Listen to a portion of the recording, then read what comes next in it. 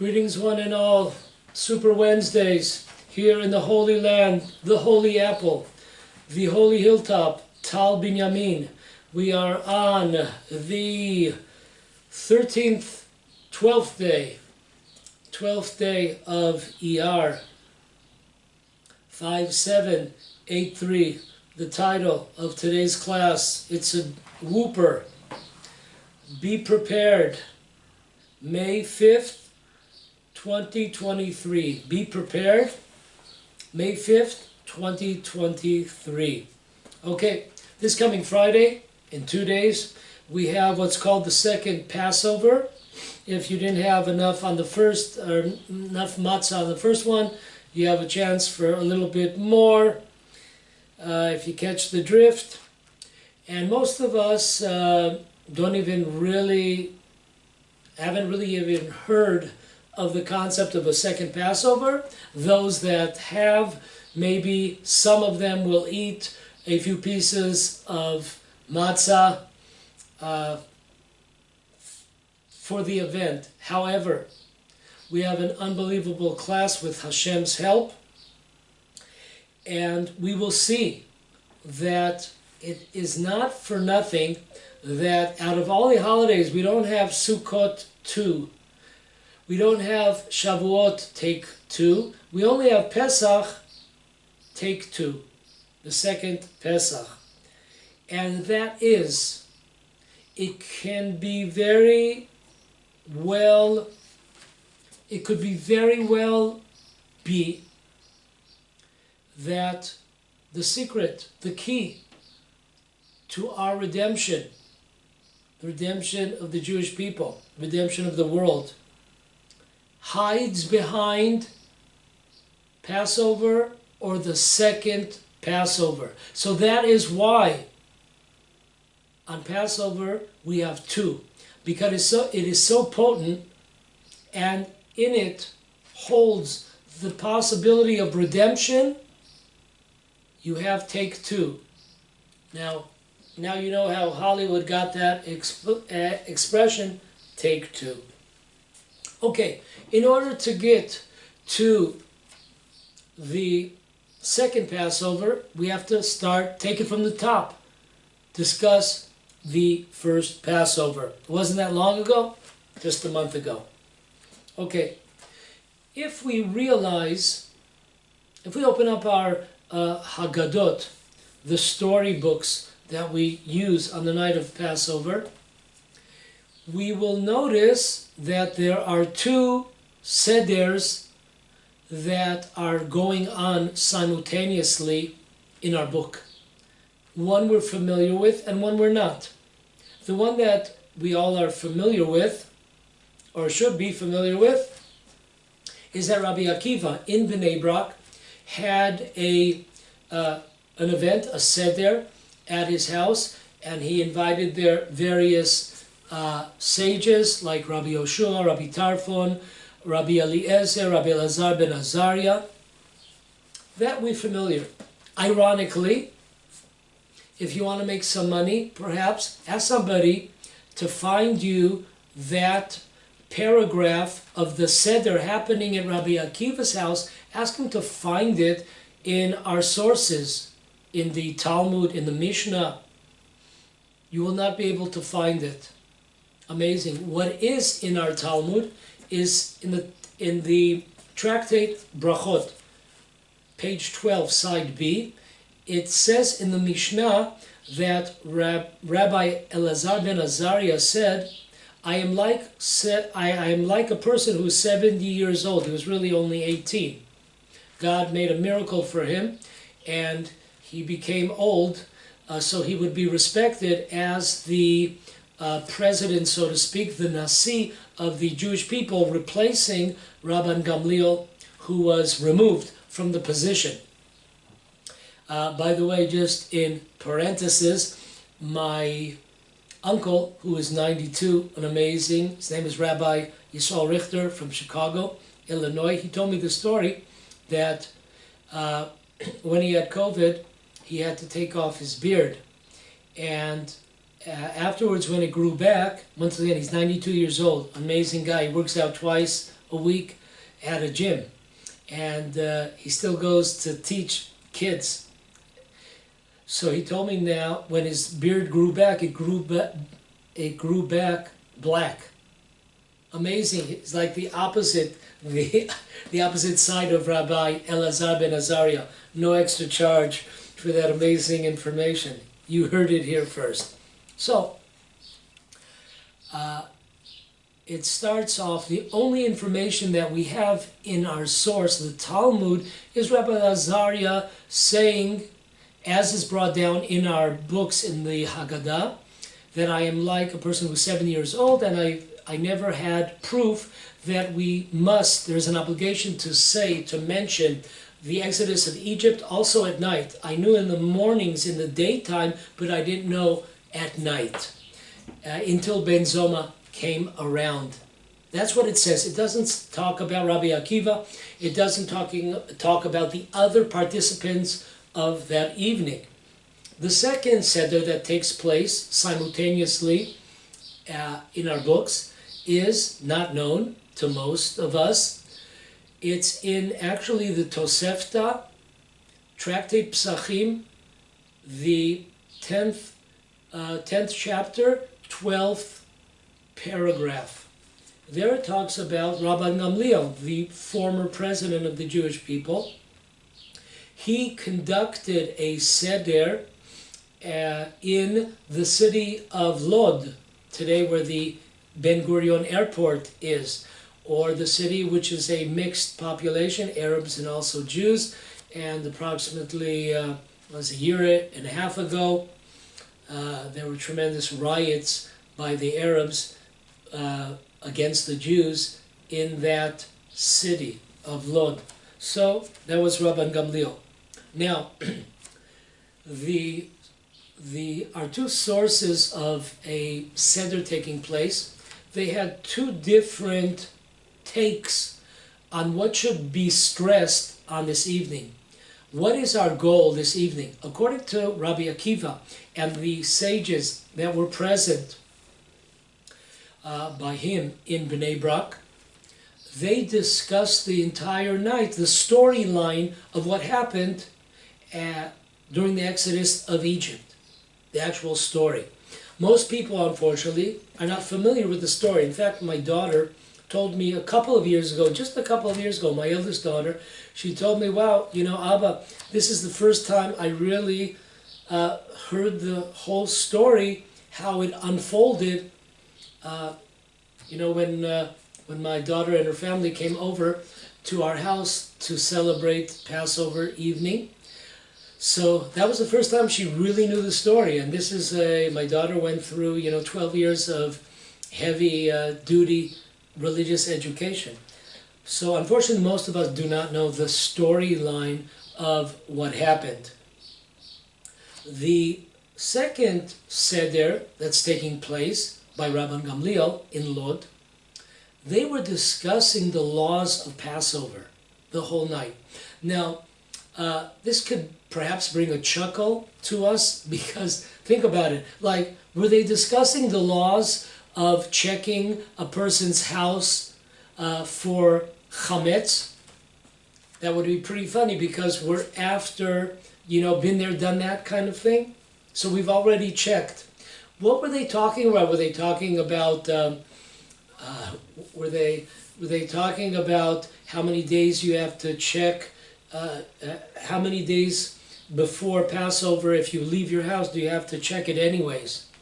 So what exactly does that mean? They were discussing the halachas, the laws of Passover, which we'll be able to answer that in a minute. Okay.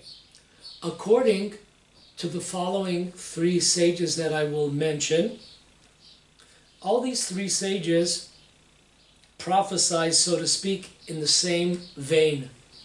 They all have the same opinion, that when the Talmud, the Tosefta, tells us that Rabban Gamliel and the sages discussed the laws of Passover, this is not general laws of Passover. How do we pray? What do we add? What do we subtract? No.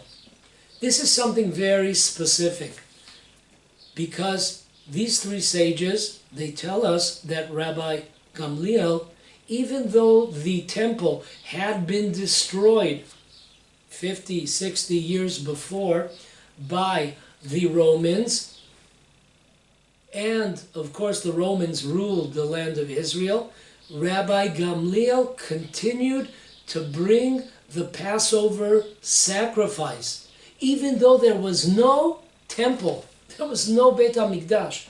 Amazing. Okay, who are the three opinions?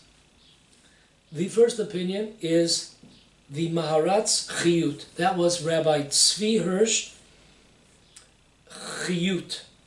He passed away 170 years ago.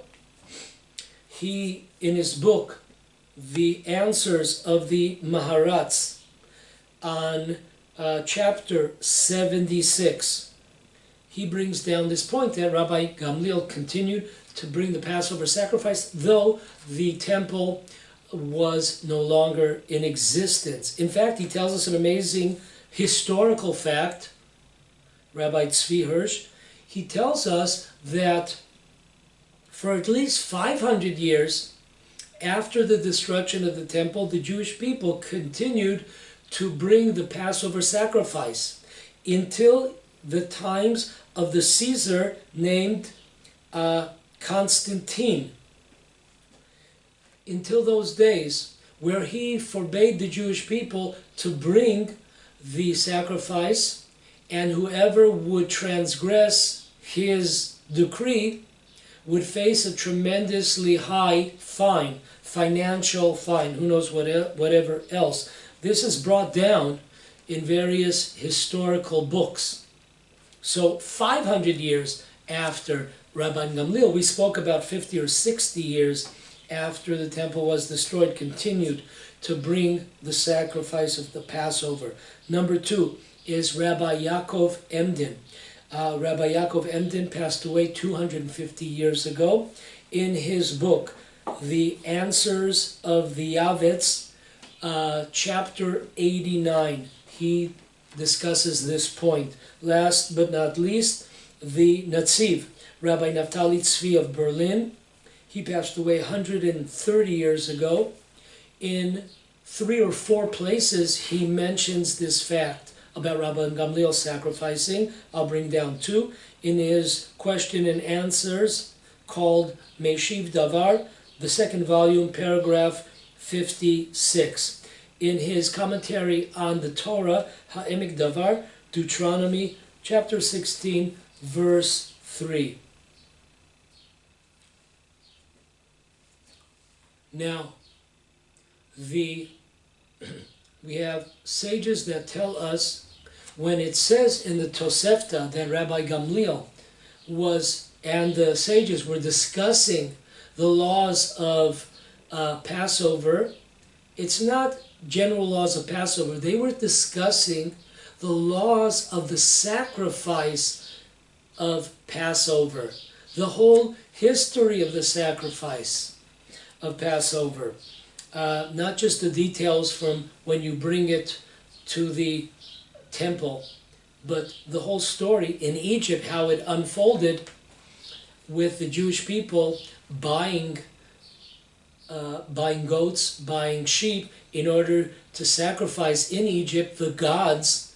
The sheep were gods of Egypt, and the Jewish people had this brazenness to go in their face and buy up all these sheep and goats. And the Egyptians would ask, what do you need?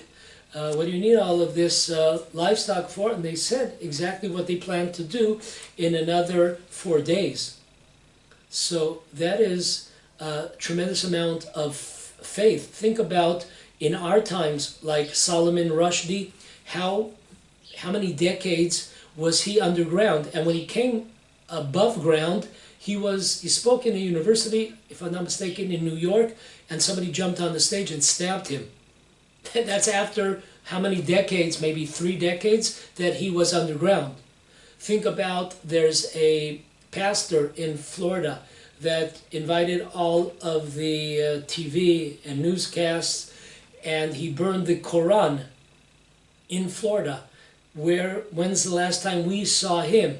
So imagine that you're taking the gods of the Egyptians, which was the sheep, and you are telling them, you're not hiding any of the information, you're telling them in their face that in 4 days from now they're going to take your God, what you believe in, and they're just going to slaughter it and burn it and eat it.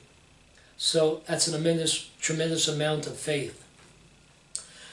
So we have three commentators that explain that when the Tosefta tells us that Rabban Gamliel was discussing the laws of Pesach, there was something very specific here. The laws of the sacrifice. That is brought down by Rabbi Rachamim Falaji, the famous Falaji family from Turkey, in his book Yafeh Lelev, in Orach Chaim 481, chapter 481, law number 1. Our second source is the Yehudah, Rabbi Chaim Yosef David Azulai, in his book Lev David, chapter 30, paragraph 10. Besides, for them, there are many later sources, what we call the Achronim, that bring down in the name of Maimonides that this is exactly what Maimonides talked about in his book, that when we say the laws of Passover, we're specifically talking about the laws of the sacrifice of Passover. To summarize these two events that took place in our book, in our Haggadah of Passover, there were two schools of thoughts. About 5 years ago, an amazing Haggadah of Passover came out. It was by the late Professor Dr. Yisrael Eldad. He was a leader of the Jewish underground in the 1940s. He was a very interesting person. I'm not going to go into him. We could have a class just on him. He was a very interesting person, to say the least. His son is also a doctor, and was also for some years a member of Knesset. Dr. Eldad, the father, was Ben Gurion, came out with a law that he could not teach. He was a teacher of the Tanakh. And Ben Gurion passed a law that Dr. Eldad, the father, could not give any classes, could not teach in any schools or universities the Tanakh. Later on, the Jewish court, the court, we'll just call it that, ruled in favor of Dr. Eldad, but of course, nobody had the guts to hire Dr. Eldad at their schools or at their universities to be seen as somebody that went against the powerful Prime Minister of Israel, David Ben Gurion. So he never taught. Anyways, in his Haggadah Pesach, he has an amazing line. When we think about, before we come to our Passover Seder, we should always think about what are our goals of the evening. We should have 2, 3, or 4 goals of the evening. What are we trying to come out with? At the end of the evening, I want to know if I achieved my goals. So Dr. Eldad says that the goal of Passover evening is not to discuss only the past. It is to discuss the present state of the Jewish people and bring the redemption now. Amazing. So, with that in mind, let's move forward. This is exactly 2 schools of thought. When Rabbi Akiva and Bnei Brak sat down with the sages, he was thinking, and they were thinking, what is our goal of the evening? We want to bring the redemption to the Jewish people now, not just discuss what was, because what was, must be, is, will be. So they thought, their school of thought was that if we discuss the entire story of Egypt, Jewish people going down to Egypt, Jewish people living in Egypt, leaving, if we unfold the whole story, that will infuse us with tremendous faith, with tremendous trust in God. This will help us today to bring the final redemption. Rabbi Gamliel had a different opinion. His opinion was, if we want to bring the redemption, every year when we get together at Passover, if we want to bring the redemption, the way to do it is to discuss the laws of the Passover sacrifice. Discuss the whole story, how it unfolded, the tremendous faith, as we discussed a couple of minutes ago, the belief in God, not to be frightened by the threat of destruction, that you take somebody who believes all of his life, his parents, his grandparents, they've always passed down this tradition of believing in the powers of the sheep, of the lamb, and to go in their face in public, not hiding it. You weren't allowed to chop it up in pieces and hide it in your pot. It has to be seen, and you would have to roast it so you could smell it in a distance. There was no hiding here. So that was Rabbi Gamliel's recipe to bring the final redemption, was to discuss the laws of the Passover sacrifice. So, as using that as our springboard, so we see that Rabbi Gamliel continued to bring the Passover sacrifice. He believed, he knew that the subject of sacrifices, the Passover sacrifice, could bring us, that is the key to the redemption. And we saw from various sources, historical also, that the Jewish people continued, even though there was no temple, they continued to bring the Passover sacrifices hundreds of years, 500 years after the temple was destroyed, after the altar was destroyed. Amazing stuff. So, if this is a key to redemption, and as we said at the beginning, we have two tries. God, it's the only holiday that God says, I give you one more shot. Take two. It's the only one. Why? Because it's the most powerful, it's the most potent holiday of all. It's the biggest opportunity to bring the final redemption. So therefore, if we messed up on the first, we have this Friday, this year, it comes out on May 5th. Be prepared. Okay, so let's see if this school of thought continued within the Jewish people of bringing sacrifices, or the Passover sacrifice, in order to be utilized as a catalyst to bring the redemption. So, some 700 years ago, in the book Kaftor Vaferach. Kaftor Vaferach was written by a tremendous Jewish sage named Rabbi Yitzchak Ashtori Hafarchi.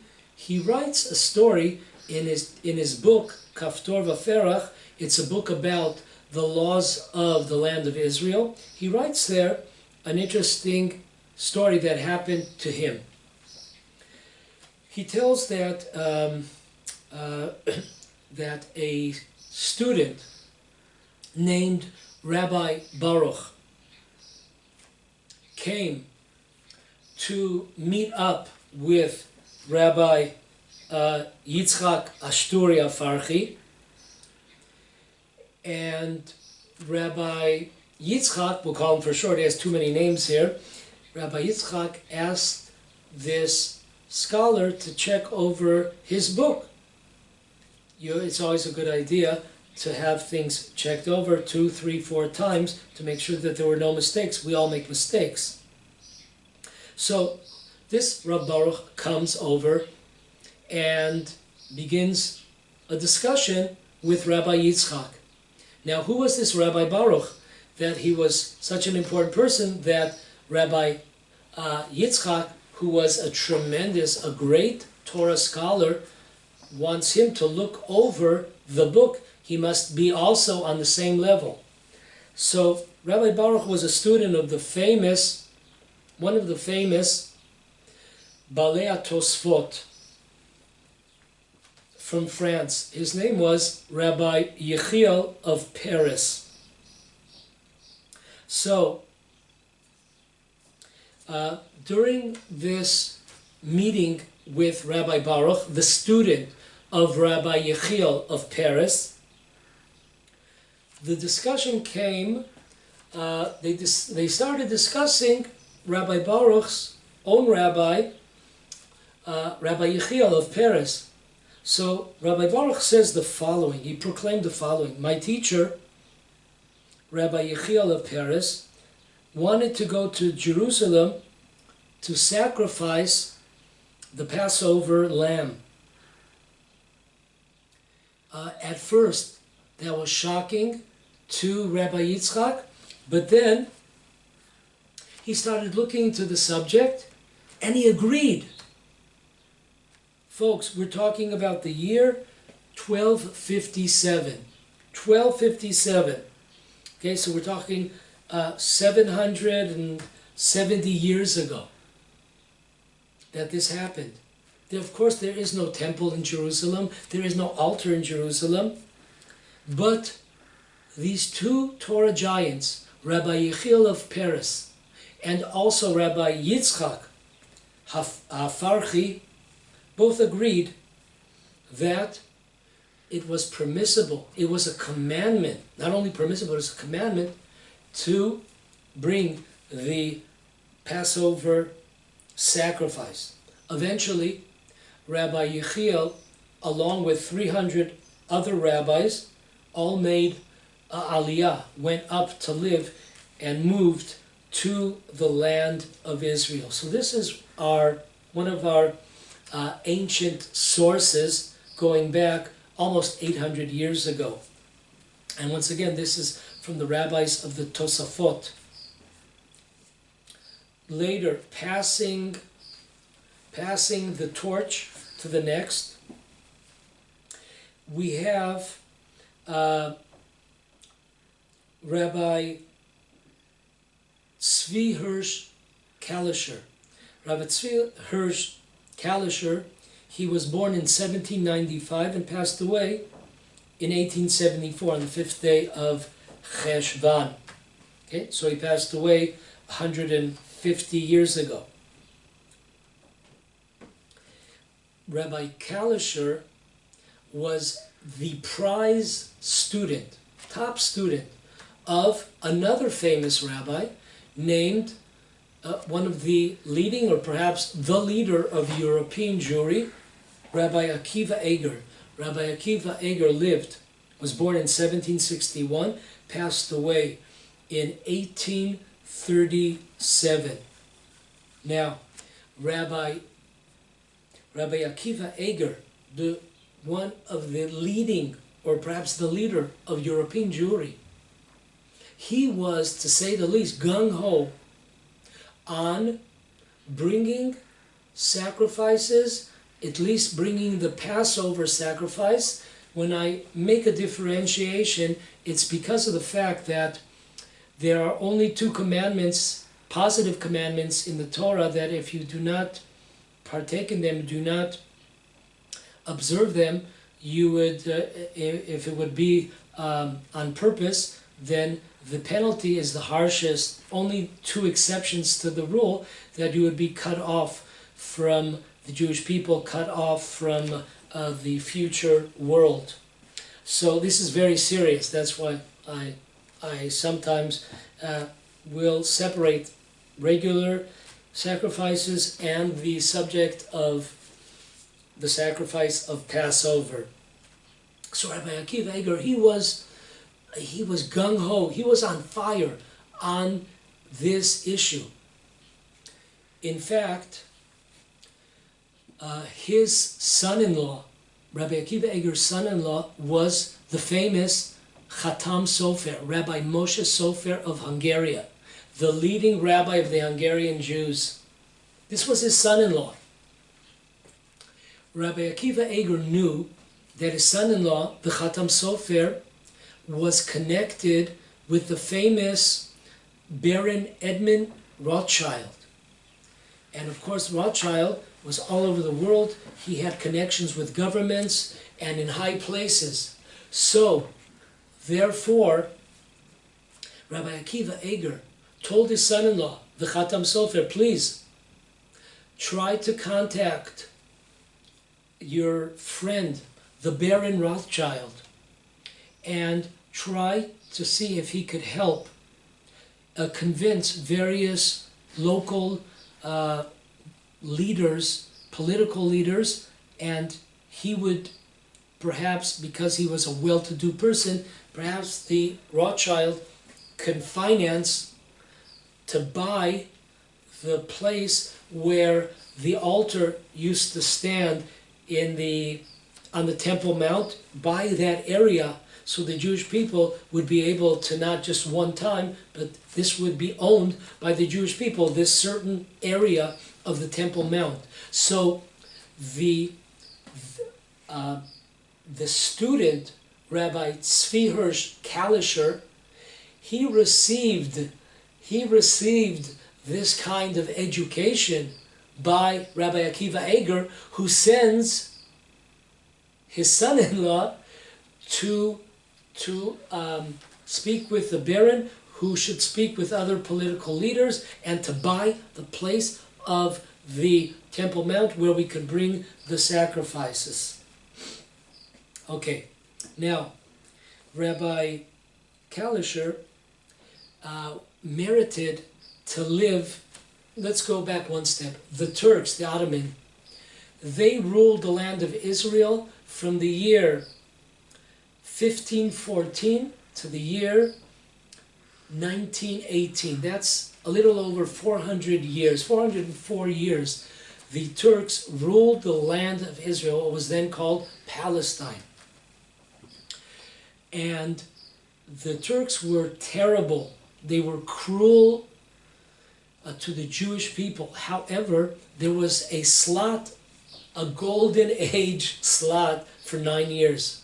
That is when the Egyptians conquered the Ottoman Republic, and they ruled the land of Israel for 9 years. So, Rabbi Kalischer, he wanted to utilize, no one knew exactly how long this golden age would continue, and as we see, it was only for 9 years that they succeeded in conquering, and then the Ottomans came back till 1918. So, he was utilizing to continue the teaching of his rabbi, Rabbi Akiva Eger. He was passed the torch by Rabbi Akiva Eger, and he continues down the road. He brought down a tremendous source. Tremendous source. It is in Tanchuma, in Leviticus, portion of Tzav, and it's the 14th paragraph. So it says there that in order to bring the redemption, we must bring the continuous sacrifice. It's called the Korban Tamid, the Olah.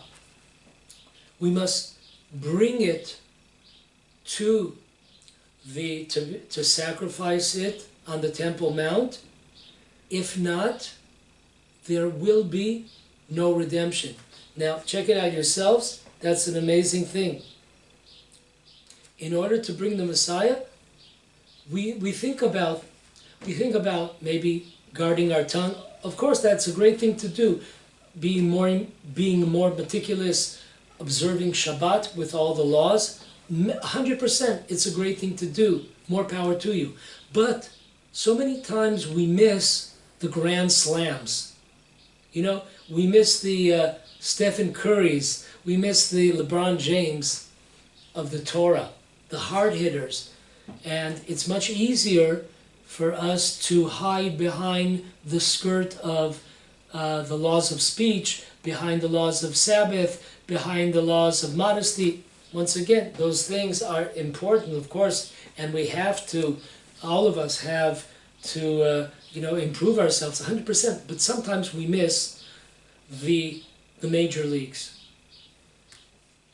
So this was the motto, the icon of Rabbi Kalisher, that in order to bring the Messiah, we have to bring back the sacrifices. Now, have you heard that in your lifetime? Unfortunately, we don't hear these kinds of things. They're censored from us. We hear about a lot of other points, important as they might be. Rabbi Kalisher wrote a tremendous book. It's called Drishat Sion, which he dedicates to the subject, to the Jewish law. Going into Jewish law, is this permissible? Once again, we do not have the temple. Can we bring sacrifices before there's a temple or before there's a Messiah? Some of us are under the impression that in order to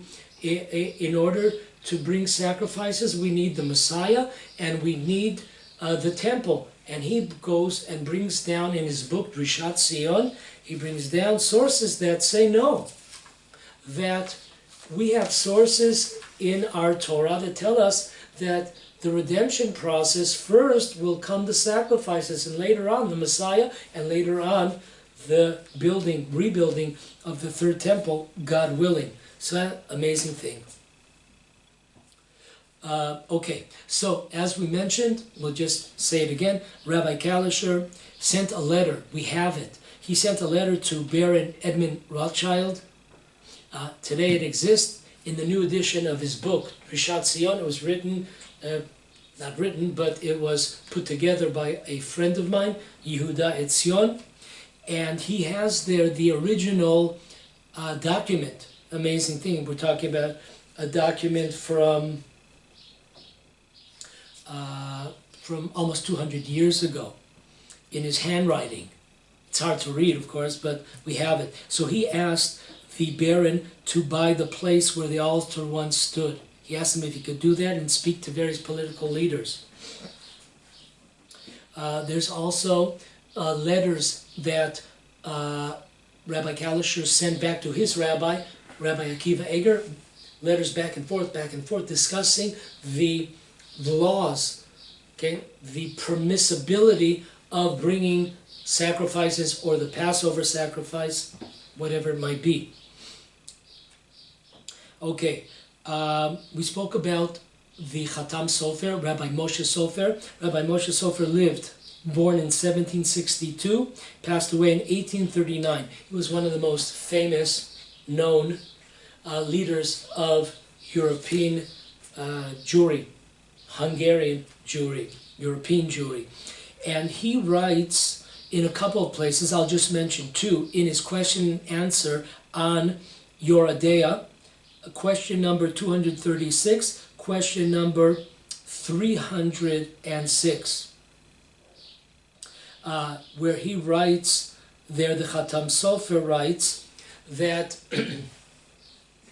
I told my father-in-law, Rabbi Akiva Eger, that once again, Rabbi Akiva Eger had asked the Chatam Sofer to try to progress with his connections that he had with the Baron, and the Baron would go to various political figures to try to get this. However, the Chatam Sofer returned a letter to his father-in-law saying that it's impossible. Why? Even though he agreed with the halachic basis, the Jewish law base, that yes, we can bring sacrifices, we can bring the Passover sacrifice, technically it's impossible. Why? Because the leaders of the area of the land of Israel are very adamant, making sure that non-Muslims will not go anywhere near the Temple Mount.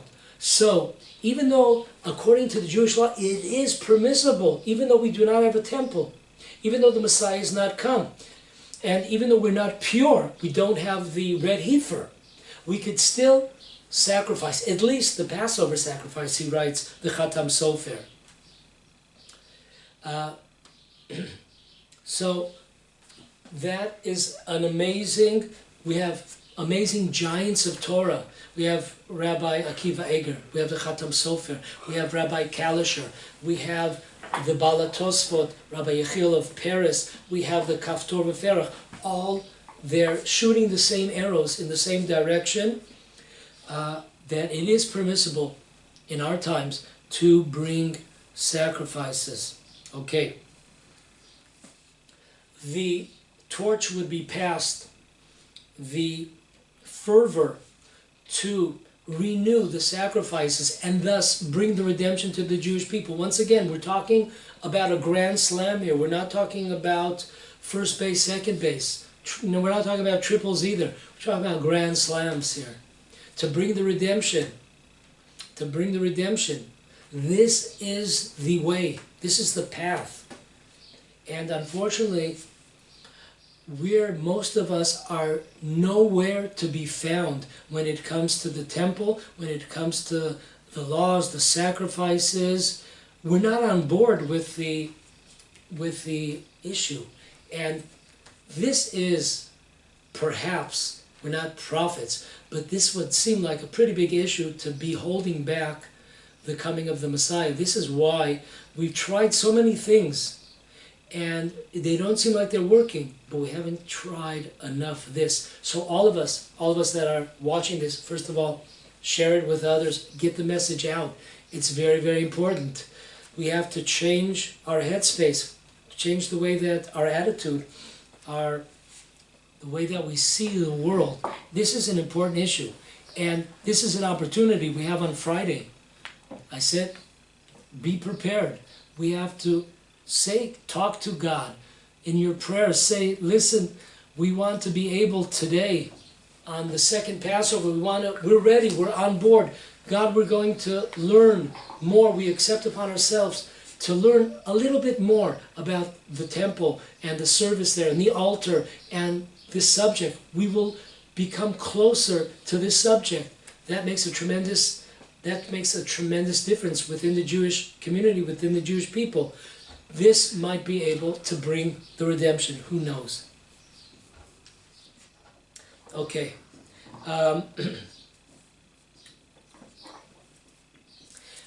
There is an amazing, and we'll stand here. We'll cut it here after here. There is an amazing tradition passed down from sage, from rabbi to rabbi. It's amazing. I was not familiar. I myself was not familiar with it till I looked into the subject of the second Passover and just in general the subject of sacrifices in our times without the temple, without the Messiah. So this is amazing. I will summarize this tremendous tradition which goes all the way back to the Rabbi Eliyahu of Vilna, or better known as the Vilna Gaon, the Gra. The Gra was the leader of the Lithuanian Jewry. He was born in 1720 and passed away in 1797 in Lithuania. Listen to this tremendous tradition that we have. There is a tradition passed down by Torah giants, person to person, back all the way to the Gra, Rabbi Eliyahu Vilna. Rabbi Natan Friedland wrote a book called Solu Solu HaMesilah. It was published in 1866. He wrote in the book on page 76 in this book, Solu Solu HaMesilah, he writes the following. Rabbi Natan had studied for many years with the saintly Rabbi Yosef Zundel of Salant, the city of Salant. Now, this Rav Yaakov Yosef Zundel was a student of Rabbi Chaim of Volozhin, the famous Rabbi Chaim of Volozhin. And of course, who was a student of the Gra. Rabbi Salanter, when he was learning with Rabbi Natan Friedland, he said the following. He quoted this chain of rabbis in the name of the Gra, that if we are able one time to bring the continual offering, the Korban Tamid, on the Temple Mount, one time, if we would be successful. This is a tradition brought down by the Gra, passed down to his student, Rabbi Chaim Volozhin, passed down to his student, Rabbi Yosef Zundel, Salant, brought to the attention of Rabbi Natan Friedland. Amazing. The exile would end. It would be all over. Like, that's all, folks. It would be all over. An amazing line. One time. You don't have to be. One time. Just to get in there and to bring the continual sacrifice one time. A second testimony that we have to the Gra's words was written in 1919 by a Rabbi Yaakov Yosef Halevi Dimitrovsky. While visiting this Rabbi Dimitrovsky, while visiting the Torah giant Rabbi Tzvi Pesach Frank, Rabbi Tzvi Frank testified that he had heard with certainty from another Torah giant, Rabbi Yitzchak Meltzin, that Rabbi Meltzin heard this tradition from the Natziv. Natziv was Rabbi Naftali Tzvi Yehudah of Berlin, who had heard it from the Gra, all the way back to the Gra. That is amazing. So we have two testimonies of various rabbis that passed down this tradition. All it takes is one sacrifice on the Temple Mount to bring the final redemption. No Messiah yet, no temple yet, to bring the redemption if this was done one time and no more. That is a tradition. Take it to the bank of the Gra. Okay, so God willing, take advantage of this Friday that's coming up, and the second Passover, and God willing, we will continue on this same line, and plus another important issue here next week, God willing. So until then, hang tough, keep the faith.